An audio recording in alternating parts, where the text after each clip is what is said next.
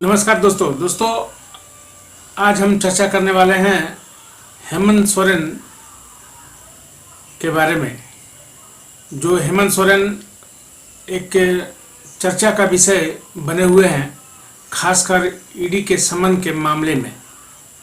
जैसा कि आप जानते हैं दोस्तों कि हेमंत सोरेन जो है, लगातार हेमंत सोरेन को ईडी से समन मिलते आ रहा है और वह जो टाल मटोल जो हो रहा था, अंततः उसका फाइनल आज 13 अक्टूबर 2023 को हुआ है हाई कोर्ट के द्वारा। जैसा कि आप लोग जान रहे हैं, हेमंत सोरेन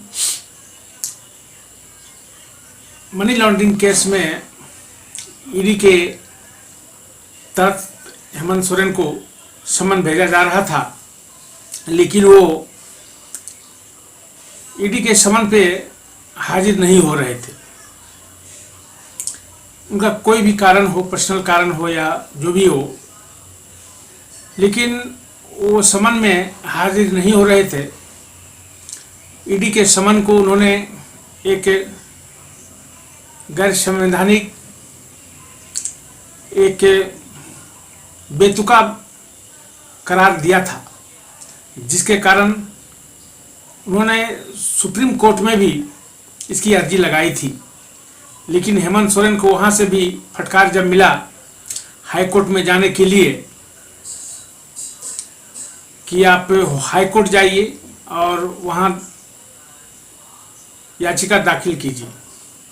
जब हेमंत सोरेन जो है high court, Ranchi high court में दाखिला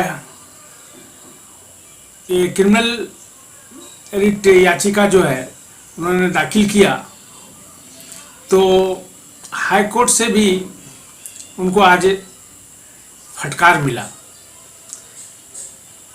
ये फटकार ऐसा किया, सोचा भी नहीं जा सकता है इसके बारे में कि ईडी के द्वारा जो समन आपको भेजा जा रहा है, इसके रोका जा सके। ये हाई कोर्ट का एक बहुत बड़ा एक झटका हेमंत सोरेन को लगा। आपको ईडी का समन हाजिर होना ही पड़ेगा ईडी के समन पे। इस तरह से हाई कोर्ट के द्वारा ईडी हेमंत सोरेन को बताया गया है। मतलब है कि जैसा कि जानते हैं, पीएमएलए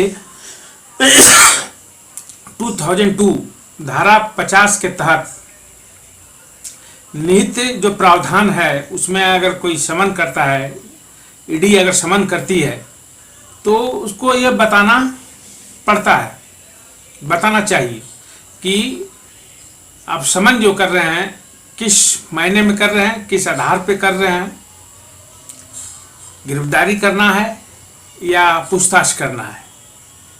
इन तमाम ढंग से ये धारा के तहत निहित है। लेकिन हेमंत सोरेन को जो ईडी के द्वारा जो समन किया जा रहा है, इसमें किसी भी प्रकार का ऐसा जिक्र नहीं है, जिस कारण हेमंत सोरेन जो है ये सुप्रीम कोर्ट और हाई कोर्ट के पास अपना याचिका दायर किए थे। अब ये मामला आता है ऐसा कि क्या हेमंत सोरेन ईडी के समन से बच सकेंगे क्या? लेकिन हेमंत सोरेन को एक बचाव का जो रास्ता है, यही रास्ता है कि समन पे जाकर भली भांति जांच करे और वो जांच जो है का सही उत्तर जो है ईडी को दे। उसके बाद जो है ईडी जो है इस पे एक्शन ले सकती है। यूँ तो धारा के तहत किसी को बुलाने का अधिकार है, किसी के साथ बातचीत करने का अधिकार है,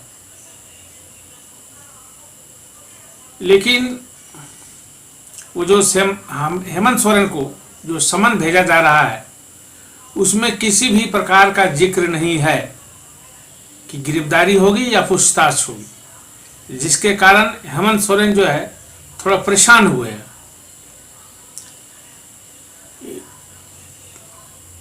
तो मिला जुला कर दोस्तों हेमंत सोरेन जो है कि परेशानी जैसे भी हो, गुप्त रूप से हो या आप कह सकते हैं एक इशारा के तौर पे हो, हेमंत सोरेन को परेशानी का सामना करना ही पड़ेगा, क्योंकि ईडी का समन हाई कोर्ट दो शब्दों में बोल दिया है, दो टूक शब्दों में बोल दिया है कि ईडी के समन को हम रोक नहीं सकते हैं। ईडी का जो कानून है 2002 PMLA 50 के तहत वो किसी को भी बुला सकती है। उसके बाद वो डिसाइड करेगी कि गिरफ्तार करना है किससे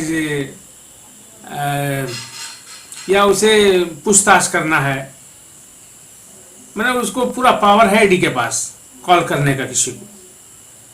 तो उसके तहत जो है हेमंत सोरेन को शामिल समन के पास समन में जाना ही पड़ेगा, दूसरा कोई ऑप्शन नहीं है।